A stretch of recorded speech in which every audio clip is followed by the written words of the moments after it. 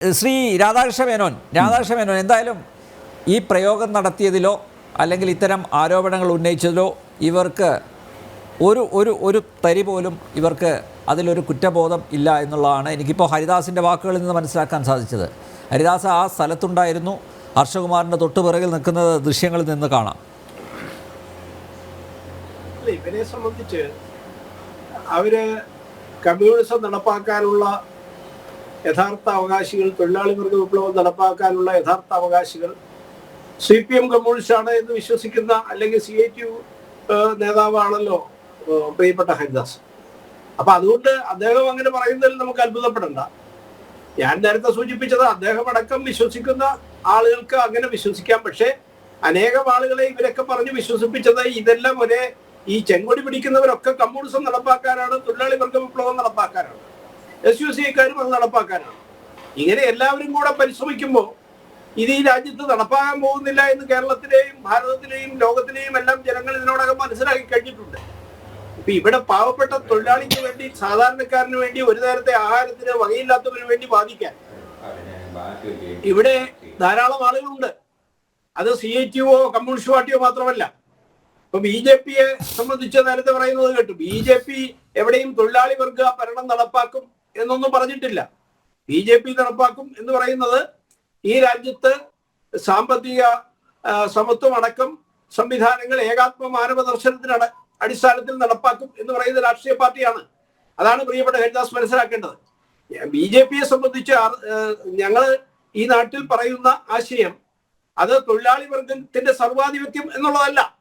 അപ്പൊ അതുകൊണ്ട് തന്നെ ഞങ്ങൾ തൊഴിലാളി വർഗത്തിന്റെ സർവാധിപത്യത്തിന് വേണ്ടിയൊന്നും നിലപാടെടുക്കുന്നവരല്ല. തൊഴിലാളി വർഗത്തെ പരിഗണിക്കും, തൊഴിലാളി വർഗത്തിന് വേണ്ടുന്ന എല്ലാ ആനുകൂല്യങ്ങളും നൽകും, അവകാശങ്ങളും നൽകും. പക്ഷെ അവരുടെ ഭരണം വരുത്താൻ വേണ്ടിയൊന്നും പരിശ്രമിക്കുന്ന പാർട്ടിയല്ല. അത് ഞങ്ങൾക്ക് അടിസ്ഥാനപരമായി ഞങ്ങളെ സംബന്ധിച്ചിടത്തോളം ഈ നാട്ടിൽ ഏകാത്മമാനവ ദർശനം എന്ന ദീനദയാൽജിയുടെ ചിന്താധാരയ്ക്ക് അടിസ്ഥാനമാക്കി പ്രവർത്തിക്കുന്ന രാഷ്ട്രീയ പ്രസ്ഥാനമാണ് ഭാരതീയ ജനതാ പാർട്ടി.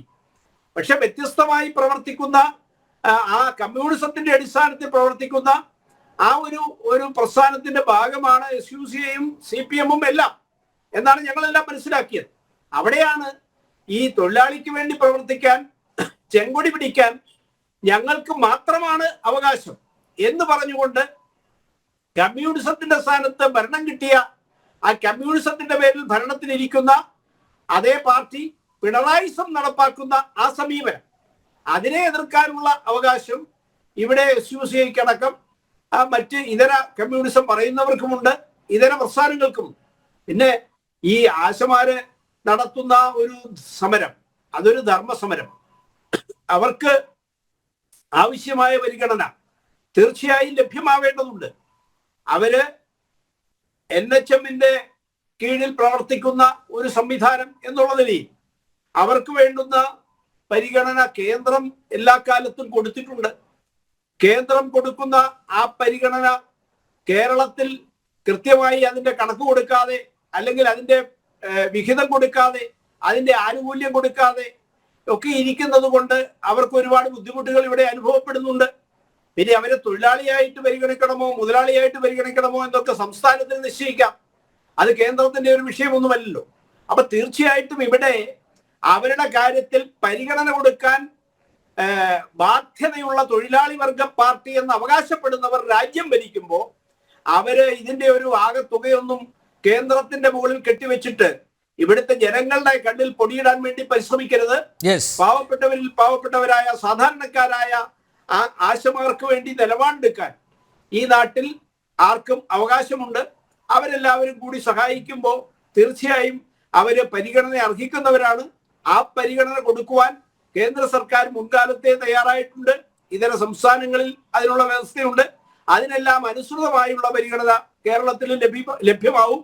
കൂടുതലായി കേരളത്തിന്റെ സാഹചര്യത്തിൽ, കമ്മ്യൂണിസത്തിന്റെ സാഹചര്യത്തിലോ തൊഴിലാളി വർഗത്തിന്റെ സാഹചര്യത്തിലോ കൂടുതലായി ആനുകൂല്യം കൊടുക്കാനുള്ള എല്ലാ അവകാശവും സംസ്ഥാന സർക്കാരിനുമുണ്ട്.